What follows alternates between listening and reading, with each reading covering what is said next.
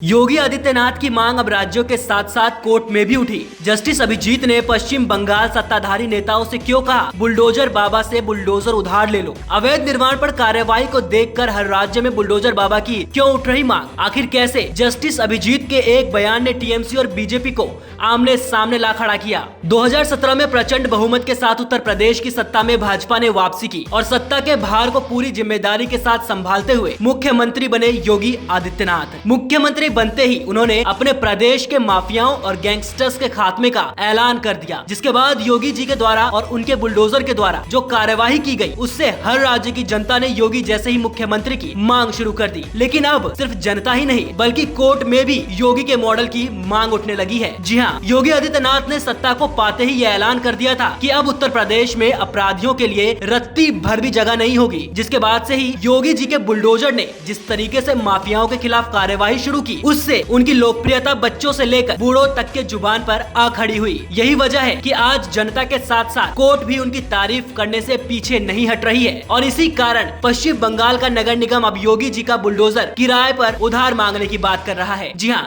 ये बात मजाक में नहीं, ना ही हवा में बोली जा रही है, क्योंकि ये बात हम नहीं बल्कि इस बात को खुद कोर्ट में एक सुनवाई के दौरान जज के द्वारा कही गई है। जज ने कहा है कि अगर आपको कानून व्यवस्था सुधारना है तो उत्तर प्रदेश से बुलडोजर उधार ले सकते हो। ये नसीहत किसी और को नहीं बल्कि पश्चिम बंगाल के मुख्यमंत्री ममता बनर्जी को दी गई है। जी हाँ, अपने कार्यवाही से लेकर बुलडोजर की पहचान तक, अपने शासन व्यवस्था से लेकर माफियाओं को मिट्टी में मिलाने तक पर कार्यवाही करने के लिए योगी आदित्यनाथ एक पल भी नहीं सोचते और बुलडोजर के जरिए गुनहगारों को दिन में तारे दिखा देते हैं। उसी व्यवस्था से प्रभावित होकर जज के द्वारा ये बयान दिया गया है। दरअसल मामला अवैध निर्माण को लेकर है, जहाँ जस्टिस अभिजीत एक अवैध निर्माण से जुड़े एक मामले को लेकर सुनवाई कर रहे थे, जहां उन्होंने कोलकाता के इस मामले को लेकर कहा कि अवैध निर्माण के मामले में कोई भी बदमाशी बर्दाश्त नहीं की जाएगी। गैंगस्टरों को कैसे अनुशासित किया जाता है आपको पता है। कोलकाता नगर निगम के वकील को संबोधित करते हुए जस्टिस अभिजीत ने कहा कि अगर जरूरत पड़े तो उत्तर प्रदेश के मुख्यमंत्री योगी आदित्यनाथ से कुछ बुलडोजर उधार ले लीजिएगा और कार्यवाही को शुरू कर दीजिएगा। अब यही बयान काफी चर्चा में है और इसी बयान की वजह से बीजेपी और टीएमसी आमने सामने आ खड़ी हुई है। योगी आदित्यनाथ की लोकप्रियता हर एक राज्य में बढ़ी है। लोग योगी आदित्यनाथ जैसे ही कार्यवाही की मांग करते नजर आते हैं तो कभी उनके द्वारा लागू की गई नीतियों की मांग करते नजर आते हैं। कोलकाता नगर निगम के वकील ने उनके आधिकारिक क्षेत्र में आने वाले अवैध निर्माण का मामला कोर्ट के सामने उठाया था, जिसके बाद कोलकाता के मेयर ने कहा था कि हम बुलडोजर वाली अवधारणा पर भरोसा नहीं करते हैं, हम किसी भी अवैध निर्माण के खिलाफ हैं। बस फिर क्या था, जैसे ही ये मामला कोर्ट पहुंचा तो जस्टिस अभिजीत ने ये बात कह दिया कि अगर आपको अवैध निर्माण को हटाना ही है तो आप योगी जी का बुलडोजर उधार ले सकते हैं। अब सवाल यह है कि बुलडोजर उतनी ही संख्या में पश्चिम बंगाल के सरकार के पास भी मौजूद है